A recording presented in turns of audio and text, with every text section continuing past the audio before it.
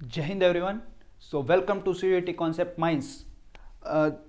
दोस्तों, जैसा कि आपको पता है सीयूईटी 2026 के विषय में बहुत सी जानकारियां आने लगी हैं और धीरे धीरे देखते देखते एग्ज़ाम का टाइम भी पास आ जाएगा। तो सीयूईटी के बारे में सारी जानकारी आपको सिर्फ इस एक वीडियो में मिल जाएगी। आप ये वीडियो पूरा देखिएगा। सीयूईटी 2026 का सिलेबस क्या है, एलिजिबिलिटी क्या है, रजिस्ट्रेशन कब से शुरू होंगे और क्या क्या फॉर्म लगेंगे, उसमें क्या क्या डॉक्यूमेंट्स लगेंगे, सब्जेक्ट्स क्या है और एग्ज़ाम पैटर्न क्या है। तो इसी के लिए शुरू करते हैं। सबसे पहले जान लेते हैं सीयूईटी है क्या। तो भाइयों और बहनों, एनईपी 2020 जो न्यू एजुकेशन 2020 है, इसके तहत गवर्नमेंट ने क्या किया कि जितने भी हमारे सेंट्रल और स्टेट यूनिवर्सिटी है जहां से हम ग्रेजुएशन करते हैं, कॉलेज करते हैं, तो उन सभी के एडमिशन्स को एक एग्जाम के तहत लेके आ गए। वो एग्जाम कौन सा था? CUET, common university entrance test. पहले क्या होता था कि कॉलेजों में एडमिशन मार्क्स के आधार पे होते थे। आपने 12th में जितने मार्क्स लिए हैं उसके आधार पर आप ग्रेजुएशन करते थे, उसके आधार पर आपको अच्छे अच्छे कॉलेजेस मिलते थे। जिसके जितने ज़्यादा नंबर होते थे वो उतने अच्छे कॉलेजेस में एडमिशन पाता था। लेकिन सरकार को यह लगा और बच्चों को भी यह एहसास हुआ कि कई बार आप बीमारी की वजह से, कोई भी दिक्कत की वजह से 12th के एग्जाम में बहुत अच्छा परफॉर्म नहीं कर पाते, जैसा कि आप लोग में से बहुत लोग महसूस भी कर रहे होंगे। तो उस बैरियर को हटाने के लिए सीयूईटी एग्जाम लेके आया गया, जिसके आधार पर आपको ग्रेजुएशन में आपके एडमिशन होंगे। तो इसी के साथ ये कब से शुरू हुआ? तो 2020 में एनईपी पॉलिसी आई, उसके तहत 2021 से इसके एग्जाम होने शुरू हो गए। ठीक है बच्चों। तो और ये एग्जाम क्या है मैंने बता दिया। इसके तहत आप कौन कौन से यूनिवर्सिटीज में जा सकते हैं? तो स्टेट यूनिवर्सिटी, आप जिस भी स्टेट के हो, आप मान लीजिए आप उत्तर प्रदेश से हो तो चौधरी चरण सिंह यूनिवर्सिटी हो गई। आप बिहार से हो तो मिथिला यूनिवर्सिटी, दरभंगा यूनिवर्सिटी। अगर आप दिल्ली से हो तो दिल्ली यूनिवर्सिटी, इंद्रप्रस्थ यूनिवर्सिटी। हरियाणा के ऐसे ही Haryana central university, Hyderabad central university. तो आप किसी भी यूनिवर्सिटी के तहत किसी भी कॉलेज में आप एडमिशन लेना चाहते हो तो आपको ये एग्जाम देना पड़ेगा। स्टेट यूनिवर्सिटीज और साथ में कौन कौन सी? तो सेंट्रल यूनिवर्सिटी सभी।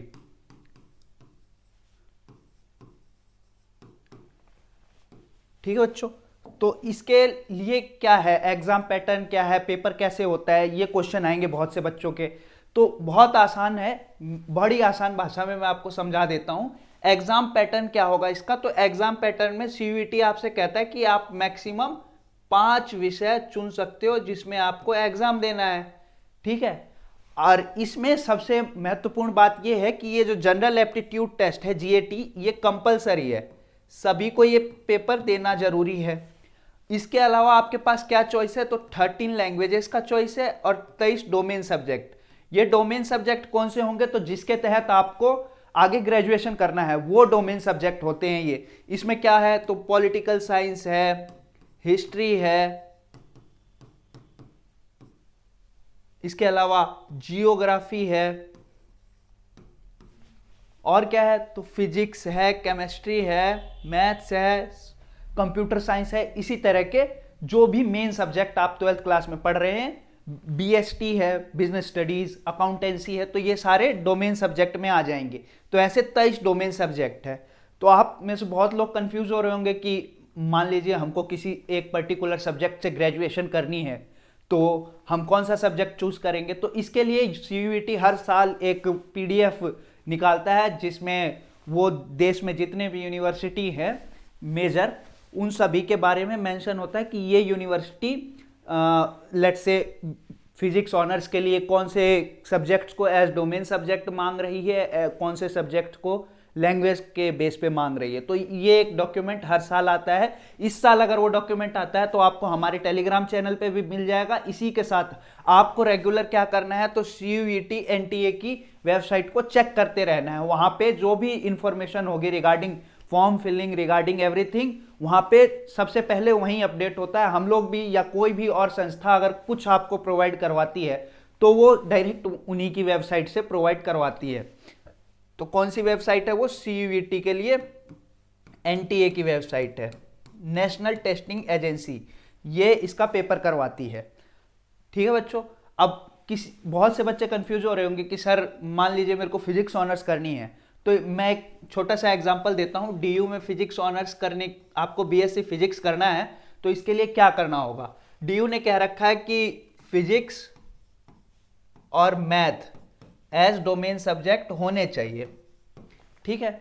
इसके अलावा आप एक जीएटी का एग्जाम लिखोगे क्योंकि वो कंपलसरी है सभी के लिए। इसके अलावा आपको एक लैंग्वेज कोर्स इसमें अनिवार्य है।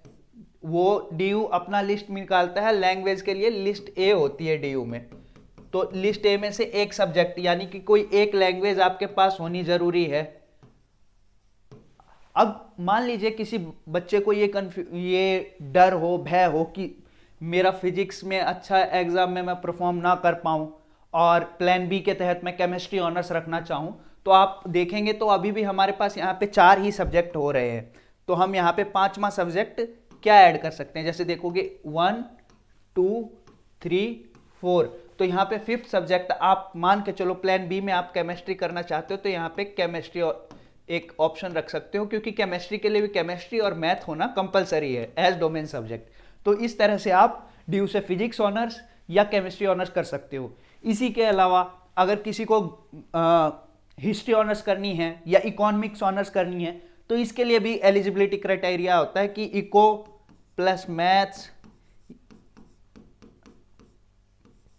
इसके अलावा एक लैंग्वेज और जीएटी, ये अनिवार्य है। ठीक है, ये अनिवार्य है। इसके अलावा आप 5th सब्जेक्ट कुछ भी ले सकते हो।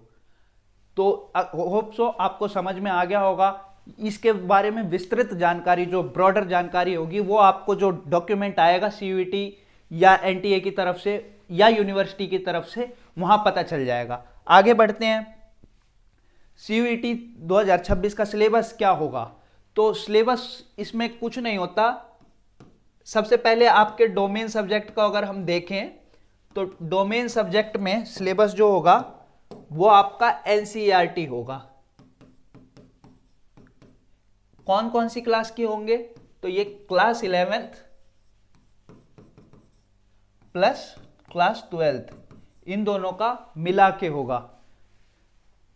ये आप किसी भी सब्जेक्ट में देख सकते हो, history, political science, geography, physics, chemistry, maths, तो सभी में सिलेबस यही रहेगा डोमेन सब्जेक्ट के लिए। इसके अलावा लैंग्वेज सब्जेक्ट के लिए क्या है सिलेबस सर, तो लैंग्वेज के लिए 3 चीजें बताते हैं ये। एक कॉम्प्रिहेंशन होगा, इंग्लिश के लिए ग्रामर होगा, और कॉम्प्रिहेंशन 3 तरह का होता है। फैक्चुअल होता है एक होता है थिंकिंग बेस्ड, और एक होता है आपका जिसमें आपको चीजें निकालनी होती है समझ के अपने बुद्धि के आधार पे।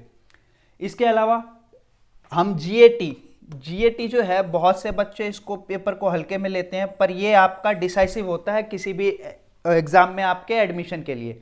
कैसे डिसाइसिव होता है तो मैं बताता हूं इसके विषय में आपको, कि जीएटी में 4 सब्जेक्ट मेजर हैं। कौन कौन से सब्जेक्ट हैं सर, तो इसमें है मैथ्स, ये कंपलसरी मैथ्स है, सभी को करनी होती है। कौन से क्लास तक की होती है सर, तो 10th क्लास तक की। इसके अलावा क्या है सर इसमें, तो इसके अलावा आपकी है रीजनिंग। ये बहुत आसान होती है reasoning, verbal and non verbal दोनों तरह की रीजनिंग आती है। इसके अलावा क्या होता है, तो करंट अफेयर होता है सर, और करंट अफेयर कब तक का, तो ऑलमोस्ट 1 ईयर का करंट अफेयर होता है इसमें। और इसके अलावा क्या होता है सर, तो इसके अलावा होता है जीके का पोर्शन। ठीक है बच्चों, तो ये देखने में आपको बहुत बड़ा लग रहा होगा, पर इसमें कुछ एक टॉपिक्स होते हैं, जैसे मैथ्स में कुछ एक टॉपिक्स हैं वहीं से क्वेश्चन बनते हैं, रीजनिंग के कुछ एक टॉपिक हैं वहीं से क्वेश्चन बनते हैं। करंट अफेयर सभी नहीं पढ़ना होता है, करंट अफेयर में क्या पढ़ना होता है ये आपको बता दिया जाएगा, और जीके में क्या पढ़ना होता है, कहां से क्वेश्चन बनते हैं, ये सारी जानकारी जब आप इसके प्रीवियस ईयर क्वेश्चंस देखोगे तो वहां से आपको समझ में आ जाएगा कि पीवाईक्यू में एक आपको आइडिया लग जाएगा किस तरह के क्वेश्चन पूछे जा रहे हैं। आगे बढ़ते हैं, तो हम किस तरह के सब्जेक्ट चूज करें सर, अगर हमको ग्रेजुएशन करनी है, तो उसके रिगार्डिंग हम किस तरह के सब्जेक्ट चूज करें। तो सबसे पहले आप वो सब्जेक्ट चूज करिए जिसमें आपका इंटरेस्ट हो, क्योंकि बच्चों ग्रेजुएशन आप जिस सब्जेक्ट में करेंगे, ब्रॉडली अगर देखोगे तो उसी सब्जेक्ट से आपका करियर डिसाइड होगा। वैसे तो करियर जो डिसाइड होना था वो आपने जब 11th क्लास में जो भी स्ट्रीम चुनी उसके आधार पर भी हो गया था, परंतु आपको एक बार ये लास्ट मौका मिल रहा है जहां पे आपको अपना करियर अगर एकेडमिक डिसाइड करना है तो वो ग्रेजुएशन में, तो सब्जेक्ट अपने स्ट्रेंथ्स के आधार पर और डिजायर के आधार पर लेना। ठीक है बच्चों, इसमें आप ये नहीं करना कि मेरा दोस्त अगर ये सब्जेक्ट कर रहा है जबकि मेरा उसमें इंटरेस्ट नहीं है तो मैं वो सब्जेक्ट में ग्रेजुएशन कर लेता हूं, वो आपको बहुत मतलब भारी पड़ेगा आने वाले टाइम में। एनसीईआरटी के 11th 12th के मटेरियल्स होते हैं, इसी को आपको डोमेन स्पेसिफिक सब्जेक्ट में पढ़ना है। ठीक है, और इसके अलावा आप क्या कर सकते हो, तो पास्ट ईयर के क्वेश्चन पेपर यानी प्रीवियस ईयर क्वेश्चन पेपर देख सकते हो। लैंग्वेज में कॉम्प्रीहेंशन पढ़ने की स्पीड आपको बढ़ानी होगी, फोकस करना होगा टाइम मैनेजमेंट पे। टाइम मैनेजमेंट बहुत जरूरी होता है। क्यों जरूरी होता है तो ये मैं आपको बताता हूं। देखो, जो आपका एक पेपर होगा ना उसमें आपको मिलेंगे 50 एमसीक्यूज। कितने? 50 एमसीक्यू। पहले होते थे ये ज्यादा मिलते थे लेकिन आपको करने 50 ही होते थे। अब क्या है कि 50 ही एमसीक्यू मिलेंगे। टाइम आपका लिमिटेड है 60 मिनट्स का। 60 मिनट का टाइम है, 50 एमसीक्यू करने हैं आपको। तो और नंबरिंग का सिस्टम क्या है, तो अगर आप एक सही क्वेश्चन करते हो तो +5 मार्क्स मिलते हैं आपको, मतलब 5 नंबर मिलते हैं।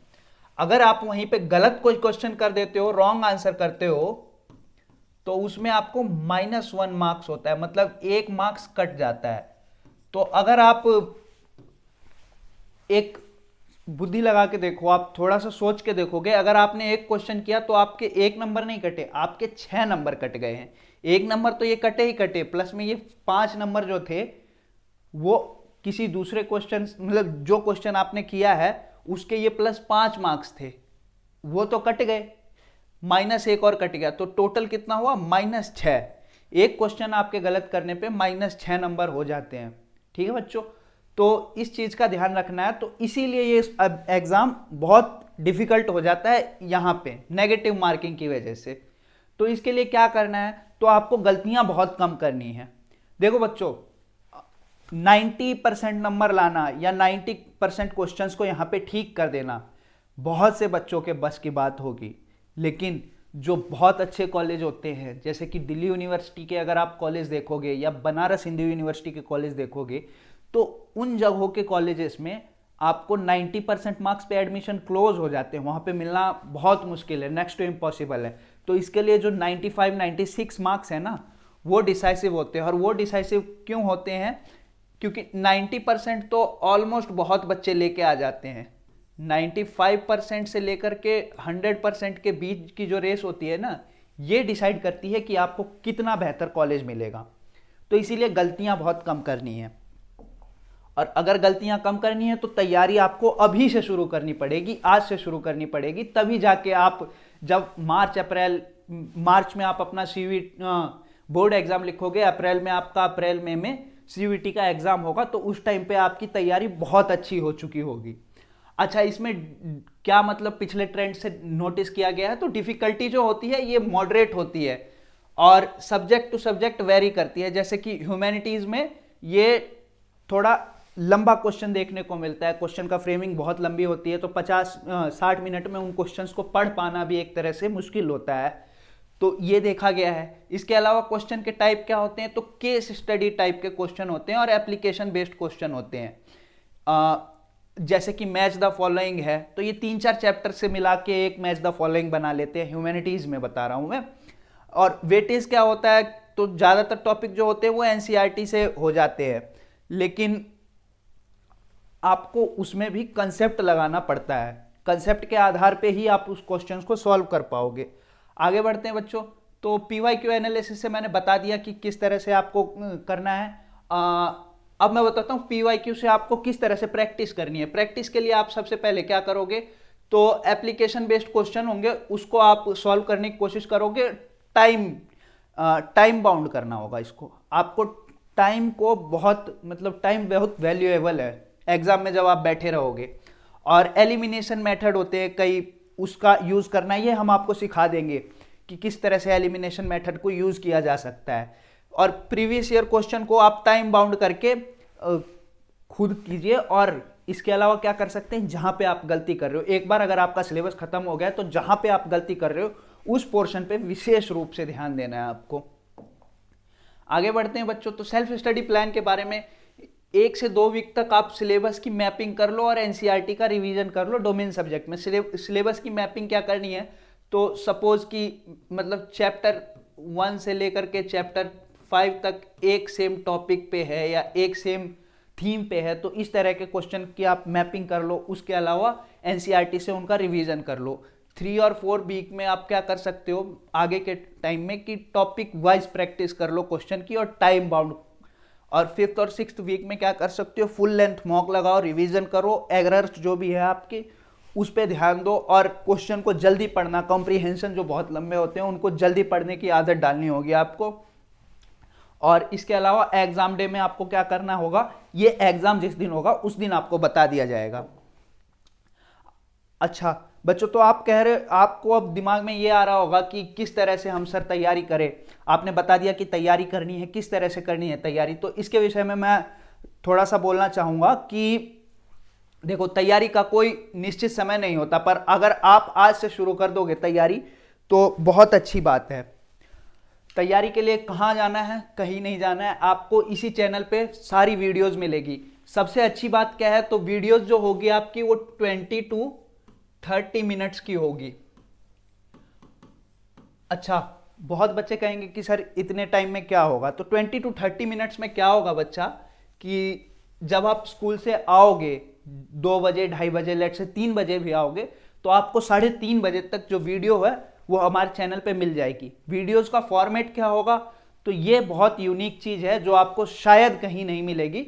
यूनिक क्या है इसमें, तो आपको 20 से 30 मिनट में पहले तो पीवाईक्यूज की पूरी प्रैक्टिस करा दी जाएगी इन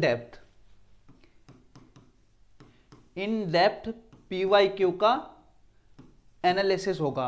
अब कहोगे 20 से 30 मिनट में कैसे हो जाएगा सर, तो एक वीडियोस नहीं 5-6 वीडियोस में, क्योंकि we have almost 200 PYQ questions, है ना।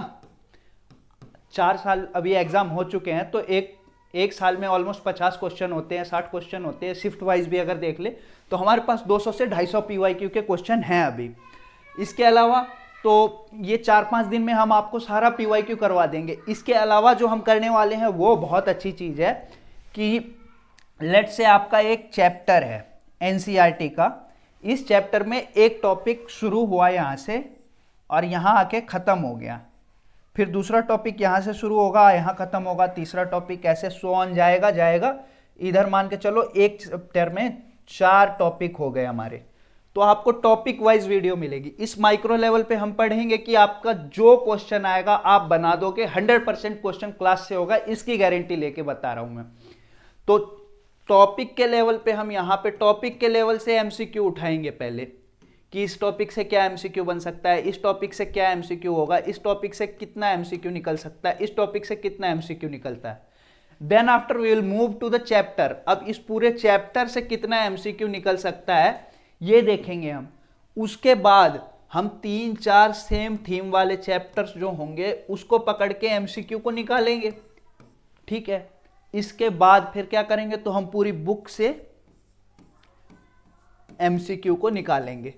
तो अब कहोगे कि सर इतनी मेहनत क्यों करनी है, पूरे बुक से, चैप्टर से, टॉपिक वाइज से तो हो जाएगा। नहीं बच्चों, जैसा कि मैंने बताया कि कंसेप्चुअल क्लियरिटी चाहिए, और कंसेप्चुअल क्लियरिटी तब तक नहीं आएगी जब तक आप इंटीग्रेटेड फॉर्मेट में चैप्टर्स की रीडिंग ना करो, चैप्टर्स को समझो ना इंटीग्रेटेड फॉर्मेट में। तो ऐसे में क्या होता है, कई जो क्रोनोलॉजी के क्वेश्चन होते हैं, जैसा कि आप अगर पीवाईक्यू उठा के देखोगे या कल से वीडियो जब आएगी चैनल पे पीवाईक्यूज की, तो आप देखोगे कि क्रोनोलॉजी के क्वेश्चन बहुत आते हैं। आपको क्रोनोलॉजिकल ऑर्डर में लगाना होता है कि हमारा देश कब आज़ाद हुआ था, ये यूएन में ये संस्था, यूएन का गठन कब हुआ था, सेकेंड वर्ल्ड वॉर का एंड कब हुआ था, ठीक है, यूएसएसआर का विघटन कब हुआ था। तो इस तरह की चीज़ें जो हैं, ये मैं पॉलिटिकल साइंस का एग्जाम्पल दे रहा था आपको, तो इस तरह की चीज़ें क्रोनोलॉजी में लगानी आ जाती है। तो इस तरह के क्वेश्चंस को आप इंडिविजुअली सॉल्व नहीं कर सकते हो, इसके लिए आपको इंटीग्रेटेड अप्रोच की जरूरत हो जाएगी। तो ये तो मैंने डोमेन सब्जेक्ट की बात करी, ये सेम जाएगा। अब कौन कौन से डोमेन सब्जेक्ट्स में हम पढ़ाने वाले हैं आपको, तो ये डोमेन सब्जेक्ट्स हैं, ह्यूमैनिटीज के हैं बेसिकली अभी, पॉलिटिकल साइंस पॉल्सो है, इसके अलावा क्या है, हिस्ट्री है सर, जियोग्राफी है सर, और सोशियोलॉजी है, सोशियोलॉजी है सर। इसके अलावा जो आपको मेन जो है जीएटी पे फोकस करना है बच्चों, तो जीएटी के हमारे पास डेली, मतलब डेली तो इसके वीडियो देना पॉसिबल नहीं है, जीएटी के इन सभी चैप्टर्स, इन सभी सब्जेक्ट्स की वीडियोस जो है आपको ऑलमोस्ट डेली मिल जाएगी 20 से 30 मिनट की, जैसा कि मैंने कहा। जीएटी की वीडियोस क्या है, तो आपको वीकली एक इंग्लिश, वीकली 2 वीडियोस आपको इंग्लिश की मिलेगी, मैथ्स की आपको वीकली 2 वीडियोस मिलेगी, और रीजनिंग की वीडियोस वीकली 2 मिलेगी।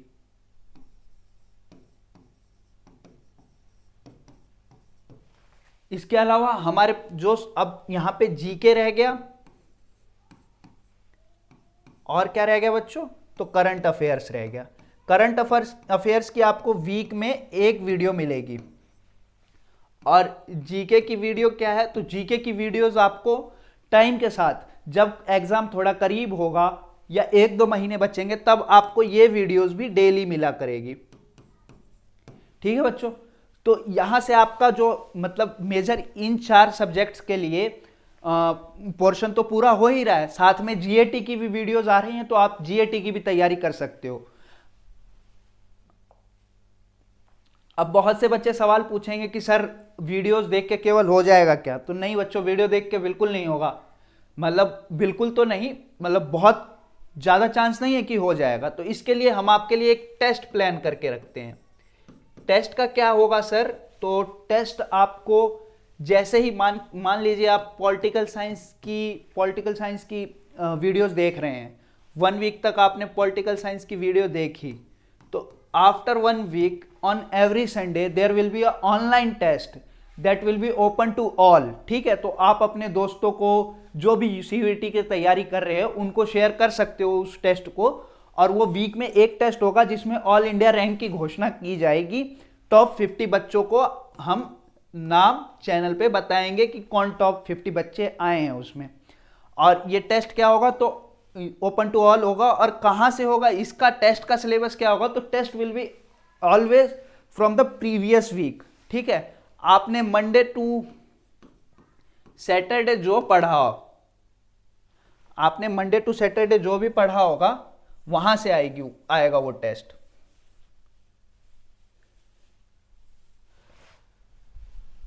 ठीक है बच्चों, और ऐसा सिर्फ पॉलिटिकल साइंस में नहीं, हिस्ट्री में भी, जियोग्राफी में भी, सोशियोलॉजी में भी। इसके अलावा जीएटी का एक हर सेकंड वीक या हर 15 डेज पे वी विल ट्राई कि जीएटी का भी एक टेस्ट लें आपसे। इसके अलावा इंग्लिश, और जो इंग्लिश लैंग्वेज का टेस्ट है या हिंदी लैंग्वेज का टेस्ट है, उसकी भी हम कोशिश करेंगे कि आपको प्रोवाइड की जाए। तो बच्चों इसी के साथ आज के लिए बस इतना ही। मिलते हैं कल से रेगुलर स्टडी के लिए। तब तक के लिए आप अपना ख्याल रखिए। Keep learning. जय हिंद।